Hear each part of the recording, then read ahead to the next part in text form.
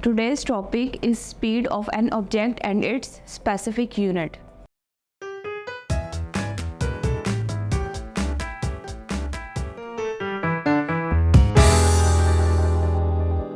Assalamualaikum students, I welcome you all on the platform of digital academics provided by Moonlight International Publishers. In this video, we will start our next topic, that is speed and its unit. Speed is basically a measure how fast an object is moving. एक object है वो rest में है, जब वो move करना start करता है तो स्पीड उसको मेजर करती है कि वो कितना फास्टली मूव कर रहा है. अगर इसको डिफाइन किया जाए, it is the amount, speed is basically is the amount of distance covered of an object in specific time.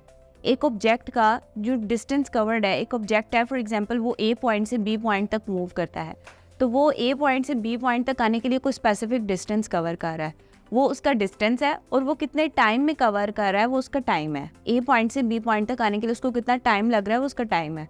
तो speed is defined as the measure of amount of distance covered by specific amount of time.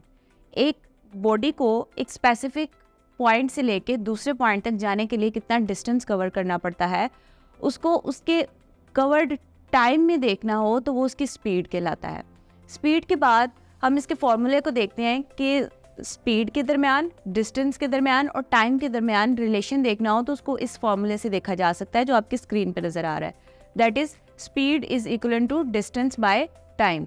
इसके अंदर आप 3 different symbols को देखते हैं.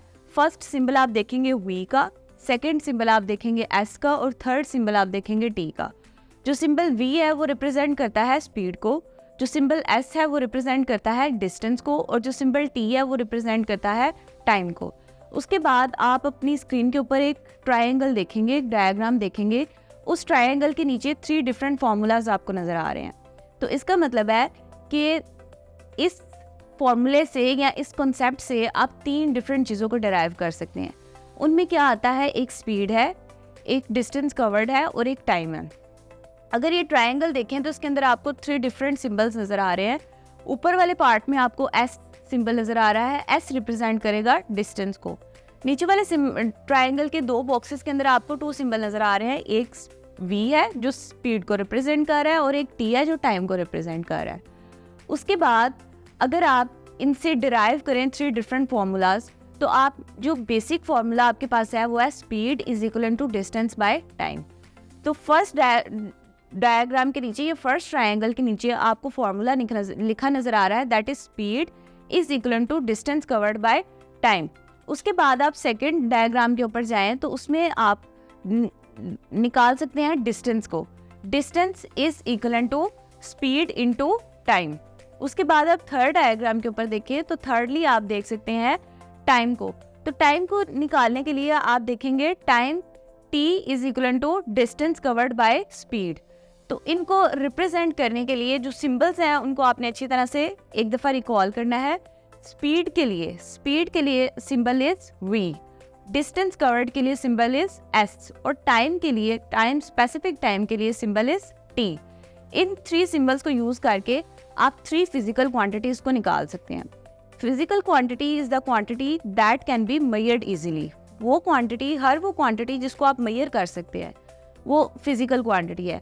For example अगर आप distance देखते हैं एक पॉइंट से बी पॉइंट तक, अगर लाहौर है तो लाहौर से कराची जाने के लिए एक गाड़ी अगर ट्रैवल करती है तो उसकी कितनी स्पीड है वो आप कैसे मेजर करेंगे. लाहौर से कराची तक सबसे पहले आप डिस्टेंस देखेंगे वो कितना है, फिर उसके बाद आप ये देखेंगे कि लाहौर से कराची तक जाने में उस बस ने कितना टाइम लगाया है. तो जब इन दोनों को आप डिवाइड करेंगे, डिस्टेंस को ऊपर रखेंगे कि कितना डिस्टेंस था लाहौर से कराची तक का, और फिर उसको कितने टाइम पीरियड में उसने कवर किया उसको आप नीचे रखेंगे, तो इन दोनों की रेशियो से आप स्पीड निकाल सकते हैं. उसके बाद हम देखेंगे unit of speed. Unit of speed derive किया जाता है from formula of speed. Speed का फॉर्मूला क्या है, speed v is equal to distance by time. तो डिस्टेंस के लिए कौन सा यूनिट यूज़ किया जाता है, डिस्टेंस के लिए यूनिट यूज़ किया जाता है मीटर्स का, और टाइम के लिए कौन सा यूनिट यूज़ किया जाता है, सेकंड का. तो स्पीड का यूनिट क्या बनेगा, स्पीड का यूनिट बनेगा मीटर पर सेकंड.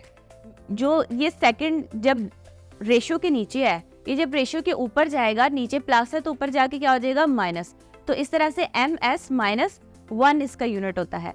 इसमें m जो है वो मीटर्स को रिप्रेजेंट करता है और मीटर क्या है डिस्टेंस कवर्ड, और s जो है वो सेकंड्स को रिप्रेजेंट करता है और सेकंड क्या है टाइम पीरियड। तो आपने इसकी एग्जांपल से इसको अगर आप स्टडी करेंगे तो आपको अच्छी तरह से याद रहेगा। अगर A पॉइंट से B पॉइंट तक एक बॉडी ने डिस्टेंस कवर करना है तो उसको रिप्रेजेंट किया जाता है मीटर्स में, और A पॉइंट से B पॉइंट तक आने के लिए उसको कितना टाइम लगा है वो उसका टाइम पीरियड है और उसको रिप्रेजेंट किया जाता है S से।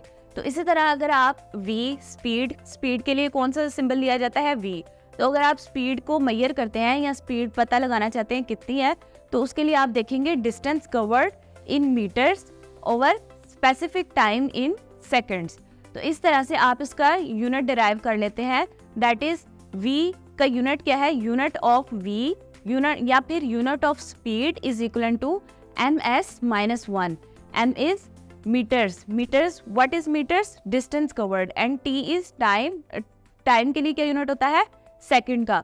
तो इसका यूनिट क्या बनेगा मीटर्स m, और नीचे जो s है उसको ऊपर लेके जाएंगे तो ये क्या बन जाएगा ms माइनस 1।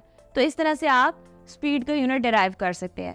आपने इसके यूनिट को डिराइव करके कॉपी के ऊपर अच्छी तरह से एक दफ़ा देखना है। स्टे ब्लेस, अल्लाह हाफ़िज़।